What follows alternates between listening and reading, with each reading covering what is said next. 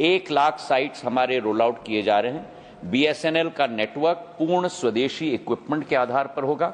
और आपके द्वारा एक और बात मैं सूचित करना चाहता हूं अध्यक्ष जी कि 17 साल बाद, 18 साल बाद, पिछले बार 2007 में, आज 2025 में 18 साल बाद अध्यक्ष जी पहली बार इतिहास रचा गया है कि बीएसएनएल ने अक्टूबर से दिसंबर क्वार्टर में नेट प्रॉफिट देश को दिखाया है 262 करोड़ रुपए का। 18 साल बाद प्रधानमंत्री जी के नेतृत्व में जो पिछला क्वार्टर अक्टूबर दिसंबर का 2023-24 वित्तीय वर्ष का था, 1262 करोड़ का लॉस था। इस वर्ष अक्टूबर दिसंबर के क्वार्टर में 262 करोड़ का प्रॉफिट हुआ है और ऑपरेटिंग प्रॉफिट के आधार पर जो केवल 500 करोड़ का प्रॉफिट था, इस बार अक्टूबर दिसंबर के क्वार्टर में 1500 करोड़ रुपए का ऑपरेटिंग प्रॉफिट बीएसएनएल का हो गया है। तो क्या ये बेईमानी नहीं है कि अगर हमने पॉल्यूशन कंट्रोल बोर्ड के पद ही नहीं भरे हैं तो हम अपने पूरे देश में प्रदूषण को कैसे कंट्रोल करेंगे? क्या आप ये बता सकते हैं कि दिल्ली इतना प्रदूषित है, one of the most polluted जो सिटी है, स्टेट है, वो बिहार है, जिसमें पटना है, मुजफ्फरपुर है, बैंगलोर है, इधर कैलकाटा है। तो क्या हमें ये मानना चाहिए कि सरकार की इच्छा शक्ति जो है पॉल्यूशन को कंट्रोल करने की बिल्कुल भी नहीं है? क्योंकि ये उत्तर तो यही दर्शा रहा है। Thank you so much. कि कोई भी अंतिम गांव में जाएंगे तो अगर कोई टावर मिलेगा चलता हुआ तो वो बीएसएनएल का ही हो सकता है। और ये बात भी सही है कि ये सेवा ज़्यादा हम हमारे देश के जोड़ने के लिए जो कर रहे हैं उसमें करना चाहता हूँ कि प्रधानमंत्री जी का विश्वास और संकल्प था कि भारत केवल एक सर्विसेज नेशन न बने लेकिन एक प्रोडक्ट नेशन भी बने। टेलीकॉम का विस्तार पूरे विश्व में जिस पैमाने पर भारत में हुआ है, शायद किसी और देश में पिछले 10 वर्षों में नहीं हुआ है। हमारी 5G रोल आउट विश्व की सबसे तीव्र गति की रोल आउट रही है।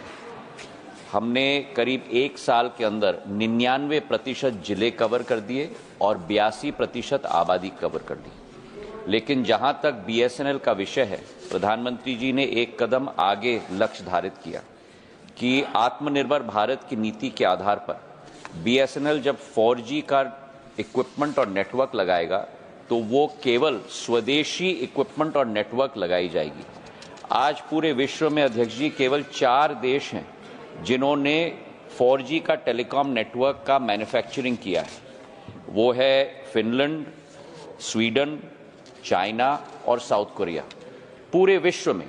और आज हर्ष के साथ मैं सूचित करना चाहता हूं कि आज 5वां देश पूरे विश्व में भारत बन चुका है जिसने अपना स्वदेशी 4G नेटवर्क कॉर और रैन, केवल कॉर C-डॉट भारतीय सरकार की कंपनी के द्वारा, रैन रेडियो एक्सेस नेटवर्क तेजस टाटा की कंपनी के द्वारा और system integrator, software system integrator भी स्वदेशी टीसीएस कंपनी। फुल टोटल स्वदेशी आत्मनिर्भर नेटवर्क आज रोल आउट किया जा रहा है। 1 लाख साइट्स हमारे रोल आउट किए जा रहे हैं। बीएसएनएल का नेटवर्क पूर्ण स्वदेशी इक्विपमेंट के आधार पर होगा। और आपके द्वारा एक और बात मैं सूचित करना चाहता हूं अध्यक्ष जी कि 17 साल बाद, 18 साल बाद, पिछले बार 2007 में, आज 2025 में 18 साल बाद अध्यक्ष जी पहली बार इतिहास रचा गया है कि बीएसएनएल ने अक्टूबर से दिसंबर क्वार्टर में नेट प्रॉफिट देश को दिखाया है 262 करोड़ रुपए का। 18 साल बाद प्रधानमंत्री जी के नेतृत्व में जो पिछला क्वार्टर अक्टूबर दिसंबर का 2023-24 वित्तीय वर्ष का था, 1262 करोड़ का लॉस था। इस वर्ष अक्टूबर दिसंबर के क्वार्टर में 262 करोड़ का प्रॉफिट हुआ है और ऑपरेटिंग प्रॉफिट के आधार पर जो केवल 500 करोड़ का प्रॉफिट था, इस बार अक्टूबर दिसंबर के क्वार्टर में 1500 करोड़ रुपए का ऑपरेटिंग प्रॉफिट बीएसएनएल का हो गया। माननीय मंत्री जी। सर, ये हिमाचल प्रदेश का प्रश्न है सर, और जैसे हम सबको विदित है, हिमाचल प्रदेश केवल सांस्कृतिक महत्व का नहीं लेकिन भारत के इतिहास का महत्व का बहुत महत्वपूर्ण प्रदेश है। और हिमाचल प्रदेश में प्रधानमंत्री जी के नेतृत्व में जो 100% सैचुरेशन की हमारा लक्ष्य है, उसके अंतर्गत 4G सैचुरेशन के प्रोजेक्ट के आधार पर 660 टावर्स हमारे प्लान्ड हैं हिमाचल प्रदेश के अंतर्गत। जिलेवार ब्यौरा भी दे सकता हूं, बिलासपुर, चंबा, हमीरपुर, कांगड़ा, किन्नौर, कुल्लू, लाहौल स्पीति, मंडी, शिमला, सिरमौर, सोलन, ऊना, इन 12 के 12 जिलों में 660 टावर्स हमारे लक्ष्य हमने निर्धारित किए हैं, जिससे मैं खुशी से सूचित करना चाहता हूं माननीय सांसद जी को कि 423 टावर्स हमारे ऑन एयर पर हो चुके हैं 100% सैचुरेशन के लक्ष्य की पूर्ति की। तो मतलब कि 65% लक्ष्य की पूर्ति हमारी हो चुकी है। इसके अतिरिक्त अध्यक्ष महोदय, हमारा हिमाचल प्रदेश एक बॉर्डर स्टेट है, तो हमने लक्ष्य निर्धारित किया है कि 38 टावर्स हमारे बॉर्डर्स विलेज में हम लोग लगाएंगे। और मुझे खुशी है आपको सूचित करते हुए कि 38 टावर्स के आधार पर 37 टावर्स आज के दिन पे लग चुके हैं, मतलब 99% लक्ष्य की पूर्ति हो गई है। और बॉर्डर आउटपोस्ट हमारे आर्मी के लिए बॉर्डर आउटपोस्ट और बॉर्डर इनपोस्ट का लक्ष्य भी निर्धारित किया है, जिसपे 3 टावर्स हमारे लगने वाले हैं।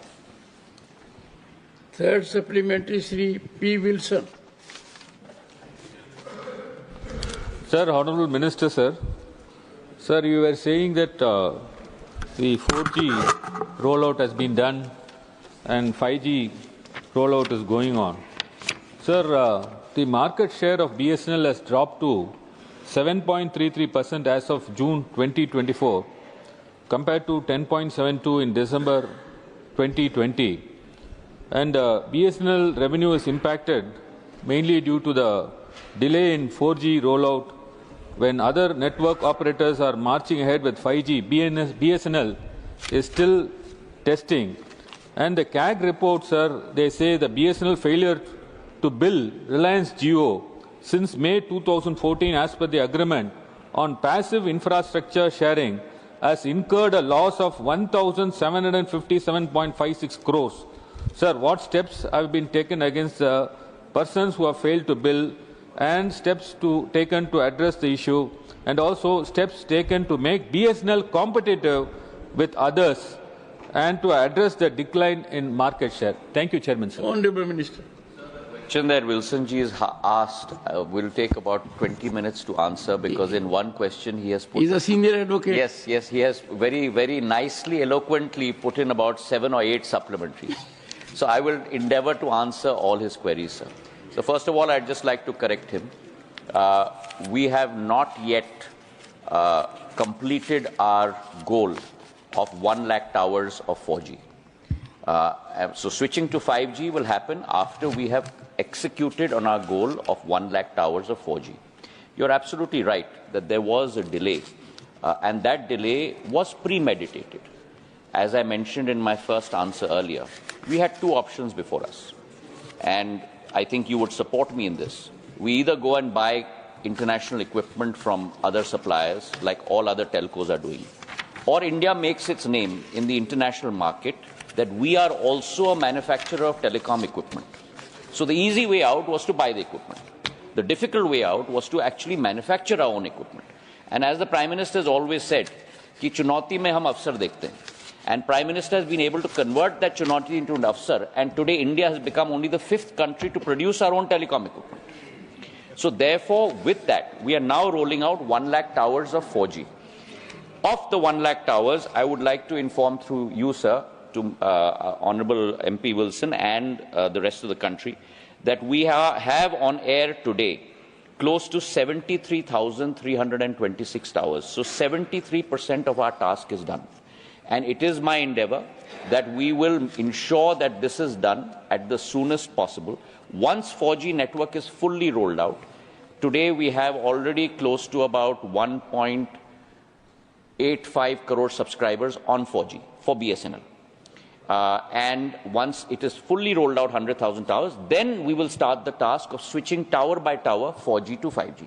That's not a very difficult task, because you have to add maybe only one more BTS and some more software. So that's on your first point. On your second point, in terms of customer attrition, you're absolutely right, sir, that the data that you pointed out, but if I may add that your data is dated. You're right that the market share had fallen and it was 8.55 crores in June. But I'd also like to inform you through the chairman and the House, and you'll be glad to know that from June 24 till February 25, BSNL for the first time in its history has climbed from 8.55 crore customers to 9.1 crore customers. We have added 55 lakh customers in the last 6 to 7 months. In addition to that, the point that you made in terms of profitability, I have already addressed. The last point that you made with regard to expanding our network, we are also looking at quality of service in terms of our provision. It is an ongoing endeavor. And finally, the point that you raised on the CAG report. Let me also point out that it's important to look at the MSAs, the Master Service Agreements, and there are different MSAs that have been signed by different with different telecom operators. We believe that we must sweat our asset as best as possible. Towers are an asset of BSNL, and we must sweat them to get more revenue for BSNL. Our top line, let me also assure you, in the last October to December quarter has grown by 9%. We have squeezed on costs by close to about 18%, and that has led to an EBITDA multiplying 3 times for the October to December quarter, as I mentioned in my earlier answer in the supplementary. So BSNL is on its path of rationalization, profitability, customer service, all the statistics that you would look at as a customer, or I would look at as a customer. The final point on CAG, we must look at the master service agreements. We have different master service agreements with different suppliers. There are technical issues involved. I don't want to bore you with the details, but if I put it very succinctly for you, there's an asset that is given to a telco. For that asset, we take a certain amount of revenue. If the telco adds a certain equipment onto that asset, then as per the size of the equipment, because a tower is real estate, so when you add some equipment onto that real estate, we should get some revenue. So based on the quality of equipment you're adding onto the tower, you will keep paying us an additional amount of revenue stream. However, if you add a new technology and you add a new BTS, only then does that 70% increase clause come into play.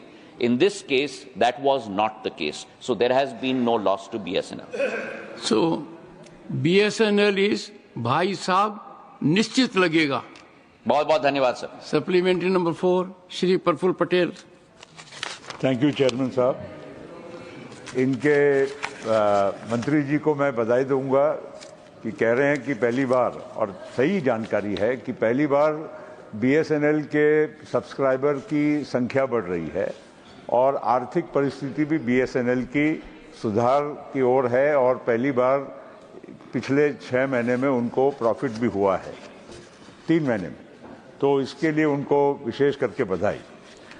Sir, बात उन्होंने जी कही कि tower हम 4G के ज़्यादा से ज़्यादा लगाना चाहते हैं, ये बहुत अच्छी बात है और ये भी उतना सही है, और सभी मैं समझता हूँ कि सांसद भी इस बात से सहमत होंगे कि कोई भी अंतिम गांव में जाएंगे तो अगर कोई टावर मिलेगा चलता हुआ तो वो BSNL का ही हो सकता है. और ये बात भी सही है कि ये सेवा ज़्यादा हम हमारे देश के जोड़ने के लिए जो कर रहे हैं उसमें सरकार को या BSNL को घाटा भी होता होगा, लेकिन उसकी न चिंता करते हुए देश के सभी लोगों को आज टेलीकॉम से जोड़ने का काम किया है. मेरा एक ही प्रश्न है सर कि जब कहीं कहीं जगह पर मोनोपोली जैसी सिचुएशन है आज, जब BSNL की स्पेशली दूर दराज के और जंगली इलाकों में, नक्सल इलाकों में, तो वहाँ पर 4G का अपग्रेडेशन जल्दी कर आप दूसरे कंपटीशन को भी रोक सकते हैं, वहाँ सेवाएं बेहतर कर सकते हैं. मगर एक सुझाव ये है कि आधे से ज़्यादा टावर कहीं ना कहीं कभी ना कभी बंद रहते हैं, उसको कैसे ये उसको सुचारू रूप से अगर मेंटेन कर सकते हैं कि नहीं, उसके बारे में मंत्री जी जानकारी दें. Honourable minister. महोदय ने 2 मुद्दे उठाए सर. नंबर 1 उन्होंने कहा है कि हमारे left wing extremism affected areas में भी टावर्स का अपग्रेडेशन होना चाहिए। और मैं धन्यवाद देना चाहता हूं सांसद महोदय को, क्योंकि इतनी महत्वपूर्ण मुद्दे को उन्होंने उठाया है।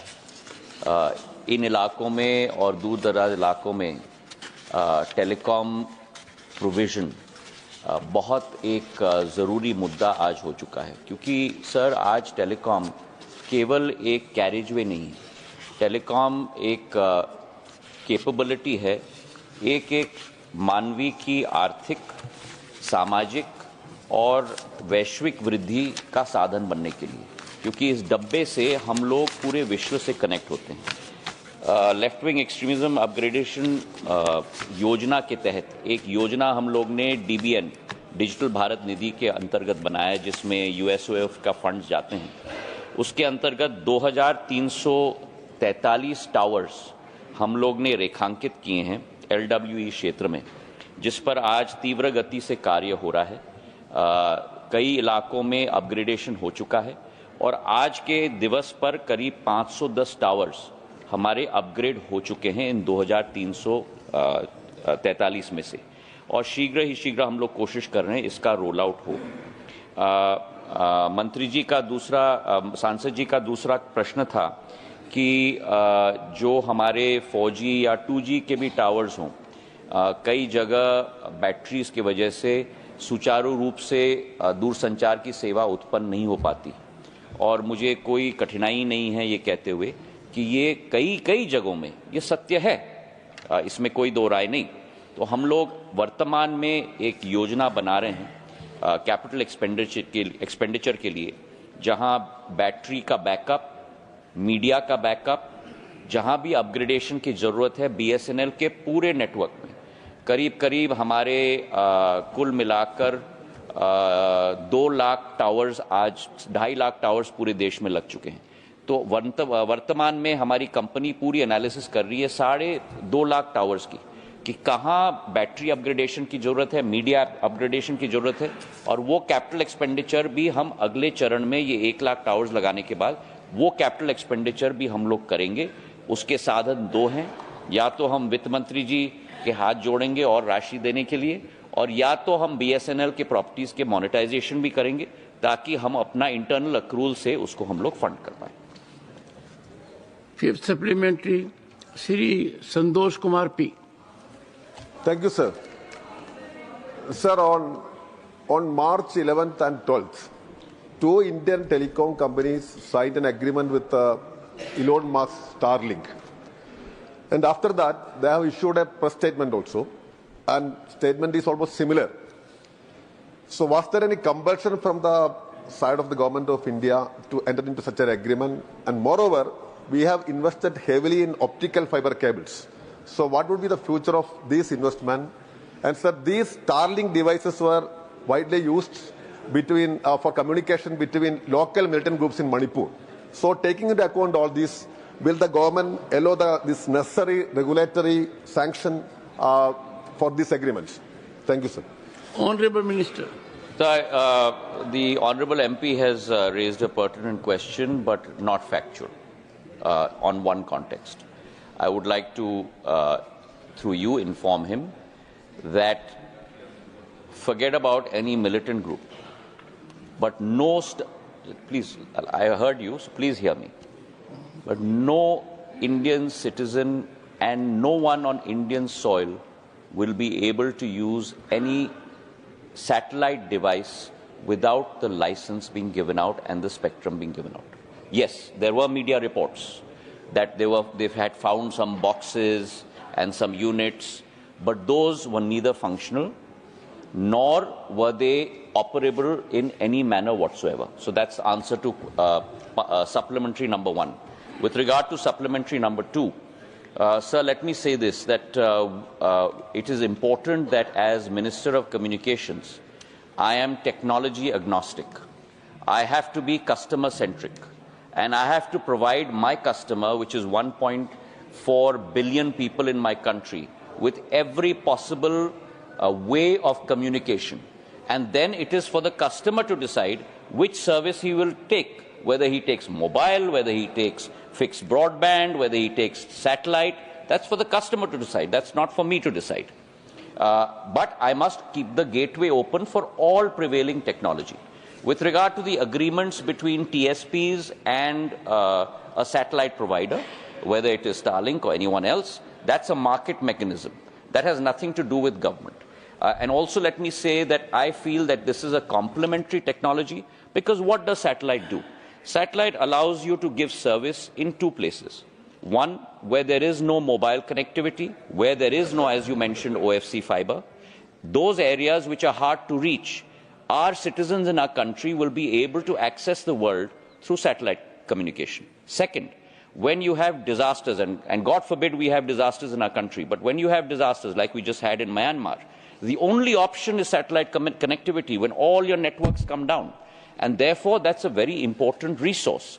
Having said that, the agreements between the TSPs and satellite providers is for fixed broadband, not for mobile at this point of time, because mobile technology in terms of voice is not available on L and S band on your mobile phone at this point of time. So therefore, I do believe that satellite is a complementary technology, and when a satellite company comes to India, ticks all the boxes on the pro forma that we have given, then at that point of time a license will be given, and when TRAI decides on what the price of administratively assigned spectrum will be, then every satellite operator will get spectrum at that assigned price by TRAI. Question number 347, Shrimati Priyanka Chaturvedi. Sir, question number 347. Honorable Minister. माननीय सभापति जी, उत्तर सदन के पटल पर रखा है। Supplementary number 1, Shrimati Priyanka Chaturvedi. Sir, my question to Honorable Minister with regards to Maharashtra specifically, is the Union Minister aware that in Maharashtra, the chairman of Maharashtra Pollution Control Board is a political nominee and not someone who has the technical qualifications for something as important as pollution control? Is the minister aware of this, and how many such appointments have been made across every state? And is the Central Pollution Control Board planning to come out with some guidelines to ensure that people who have technical knowledge, who have the technical qualifications, become the chairpersons of such committees? Thank you, sir. Honorable Minister. माननीय सभापति महोदय, राज्यों के जो pollution control board है उसके नियुक्तियों की एक प्रक्रिया है और एक मानदंड है जिसमें राज्य सरकारें ही नियुक्त करती हैं, तो उनके प्रश्न का जवाब महाराष्ट्र सरकार से आ सकता है। Supplementary number 2, Priyanka Chaturvedi. Pollution impacts everyone, and the state, the central government can very well issue guidelines where there are political appointments rather than appointments which have technical knowledge. So I'm surprised that this is the answer coming from him. Anyway, supplementary 2, sir. I've also mentioned that based on affidavits that they have received, over 50% vacancies exist. But somehow the answer does not show the urgency of filling these vacancies. And we've got excuses like bifurcation of state, model code of conduct, due to which vacancies are not being filled. So my question to Honorable Minister is, again, Maharashtra State Pollution Control Board has not even submitted a report about their vacancy status. Considering both Mumbai and National Capital Region have a lot of vacancies existent, it is causing problems with regards to controlling high level of pollution, especially air pollution. Is the government taking steps to ensure that CPCB guidelines for AQI are followed and state PCBs fill these vacancies on a timeline? Honorable Minister. सभापति महोदय, पहले तो मैं यहाँ विनम्रता से स्पष्ट करना चाहता हूँ माननीय सदस्य को भी आपके माध्यम से कि पॉलिटिकल लोग भी हाईली कॉम्पिटेंट होते हैं, इसलिए वो ये ना माने पॉलिटिकल लोग। I can see smile on the face of Professor Ram Gopal Yadav. तो ये कह देना कि And Sanjay Raut also. Jairam जी भी पॉलिटिकल हैं, उंगली हाथ उठारे हैं, कॉम्पिटेंट हैं। But he did not smile. नहीं, लेकिन दूसरा जो माननीय सदस्य ने कहा है, निश्चित रूप से वो उनकी चिंता जायज है। इस समय देश में 11,562 जो टोटल पोस्ट हमारे स्टेट पॉल्यूशन कंट्रोल बोर्ड की है, निश्चित रूप में उसमें से मैं उनकी चिंता से वाकिफ भी हूं और 5,671 पद ही इस समय भरे गए हैं। उसको लेकर के हमारे मंत्रालय के द्वारा 23 सितंबर 2024 को और 14 फरवरी 2025 को लगातार सभी स्टेट पॉल्यूशन कंट्रोल बोर्ड को डायरेक्शन दिए जा रहे हैं। जहां तक उनकी भर्तियों की बात है, निश्चित रूप से सरकारी अनुमोदन के अभाव में, कई जगह आदर्श आचार संहिता लगने के कारण अदालती प्रक्रियाओं में कई बार भर्ती में देरी होती है, कई बार प्रमोशन में होती है और कई बार जो एग्जाम देते हैं तो वो इसको लास्ट ऑप्शन लेकर के चलते हैं। लेकिन इन सब विषयों के लिए हमने प्रशासनिक कदम उठाए हैं और सभी स्टेट पॉल्यूशन कंट्रोल बोर्ड को गाइडलाइन भी जारी की गई है। सप्लीमेंट्री 3 श्रीमती रंजीत रंजन। सभापति जी, आपके माध्यम से मैं मंत्री साहब से पूछना चाहती हूं कि जो आंसर है और जो प्रश्न है, पॉल्यूशन कंट्रोल बोर्ड के जब पद ही रिक्त है और जो आंसर है उसमें कभी राज्य का विभाजन, कुछ पदों को समाप्त करना, आचार संहिता जैसे, मुझे लगता है इनरिलेवेंट ये आंसर है।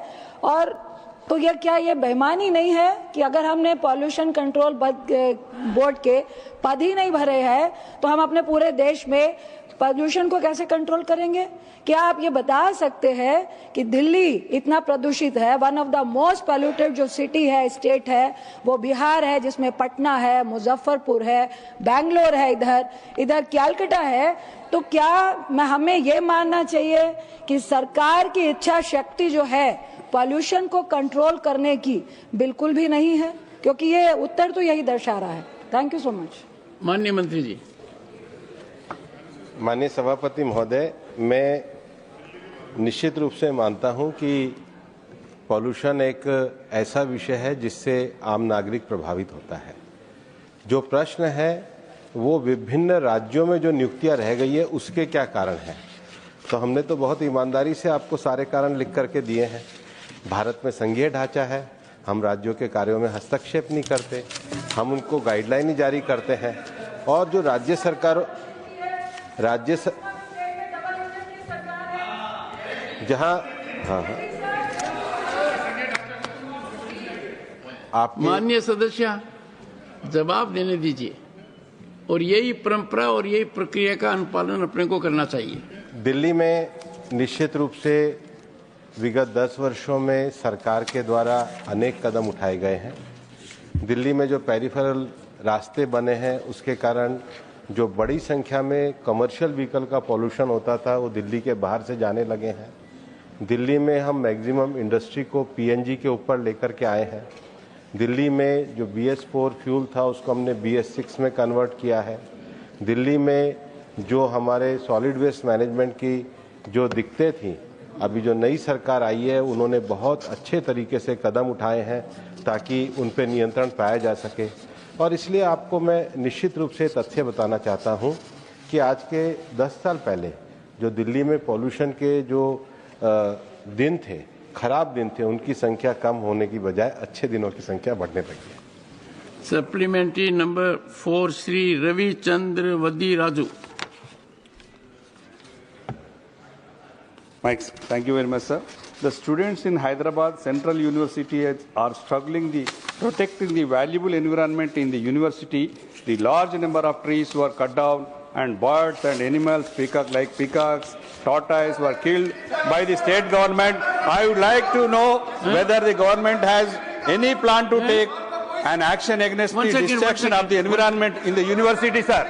बहुत अन्याय हो रहा है सर। जैसे यूनिवर्सिटी लैंड सर, लैंड को डिस्ट्रैक्शन कर रहे हैं। ये सवाल से संबंधित ही नहीं है, बिल्कुल अलग सा सवाल है। ये इल्जाम लगा रहे हैं, ये गलत खबर दे रहे हैं, ये गलत खबर दे रहे हैं, ये गलत। Honourable members, let us reduce pollution here, noise pollution.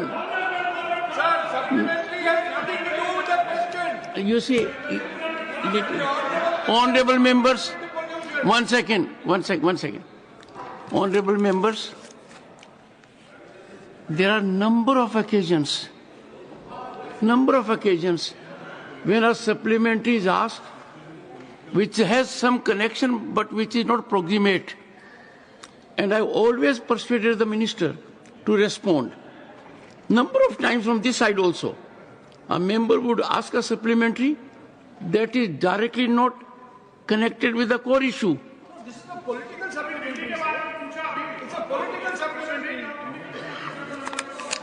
Honorable Minister Ravichandra Vadi Raju, please ask your supplementary. Yes, please. I ask. No.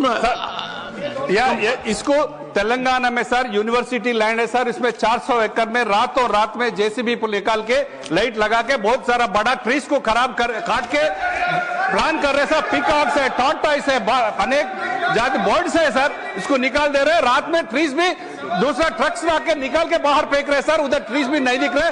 आपको मैं होना बोले तो मैं फोटोज निकाल देता, फोटोज भी देता हूं सर, ऑथेंटिक सर, मैं फोटोज भी देता हूं सर, वीडियोस भी देता हूं सर, हर चैनल में है sir. That land belongs to university है सर, उसको पोकलेंस लगा के खराब कर रहे सर, कट कर रहे सर, बहुत बड़ा ट्रीज है सर। हैदराबाद सिटी में यही है सर, लंग स्पेस 400 एकड़ अच्छा प्लेस है, पूरा जंगल है, वो कांक्रीट जंगल में एक ही प्लेस बचा है सर, उसमें खराब है सर। ऐसा ही बोलता है सर कभी भी बर्ड्स को, एनवायरनमेंट को खराब करने का कोई गवर्नमेंट का अधिकार नहीं है सर। आपके माध्यम द्वारा माननीय मंत्री जी को मैं पूछता हूं सर, इसको तेलंगाना के लैंड को और एनवायरनमेंट को बचाना चाह रहा हूं, आपको रिक्वेस्ट कर रहा हूं सर, बोल रहा हूं साहब। Thank you sir. Honourable minister, माननीय सभापति जी, ऑनरेबल मिनिस्टर, मैं the honorable member of parliament Ravichandra Vadi Raju has flagged an issue. जी, your response on that? हाँ, माननीय सभापति महोदय, वास्तव में तो मैं आपका प्रोटेक्शन तब चाहता था जब रंजीता जी ने प्रश्न पूछा था और इससे जुड़ा हुआ प्रश्न नहीं था, और लेकिन उनका भी मैंने मर्यादा से जवाब दिया है, तो इनका भी जवाब देने। माननीय मंत्री जी, मेरी कोशिश रहती है कि कोई भी सदस्य यदि ऐसा प्रश्न पूछता है जो मूल प्रश्न से संबंधित नहीं है पर मंत्री जी से संबंधित है जी, तो मैं हर बार मंत्री को प्रेरित करता हूं कि या तो तुरंत जवाब दें या फिर बाद में सदस्य को जवाब दें। माननीय